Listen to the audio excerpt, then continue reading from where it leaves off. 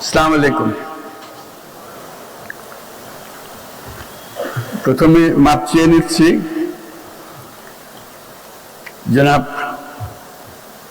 প্রধান উপদেষ্টা মহোদয় আসতে পারেননি, কর্মে ব্যস্ত আছেন, সেজন্য তিনি 332 নম্বর এআইকে আজকে পাঠিয়ে দিয়েছেন, আপনাদের সামনে হাজির।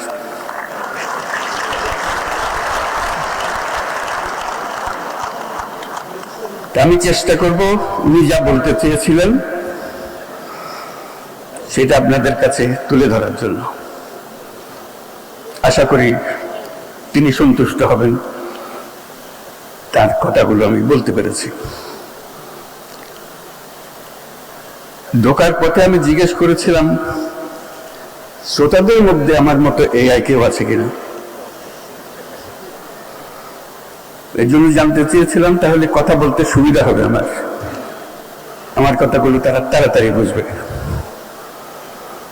তারা তথ্যটা দিতে পারে নাই, তারা বোধহয় সজাগ ছিল না যে এখানে শ্রোতাদের মধ্যেও এআই থাকতে পারেন, কারণ যাদের তারা প্রতিনিধিত্ব করছেন তারা নানা কারণে আসার সুযোগ পান নাই।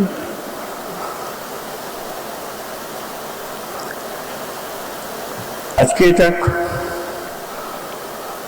গুরুত্বপূর্ণ সমাবেশ, তাতে কোনো সন্দেহ নেই। দেশের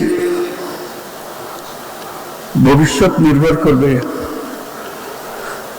এই ধরনের সমাবেশে আমরা কি আলাপ করি, কি চিন্তা করি, ভবিষ্যতের জন্য কি স্বপ্ন দেখি, কিরকম প্রাতিষ্ঠানিক আয়োজন করি তার উপর। কারণ আগামী বিশ্ব সম্পূর্ণ ভিন্ন ধরনের বিশ্ব, যেটা শুরুতেই এর কথা বলে একটু মনে করিয়ে দিলাম। এগুলি বাস্তব হবে, যেগুলো আমরা এখন চিন্তাও করতে পারছি না, সেগুলি সত্যি হবে, বাস্তব হবে।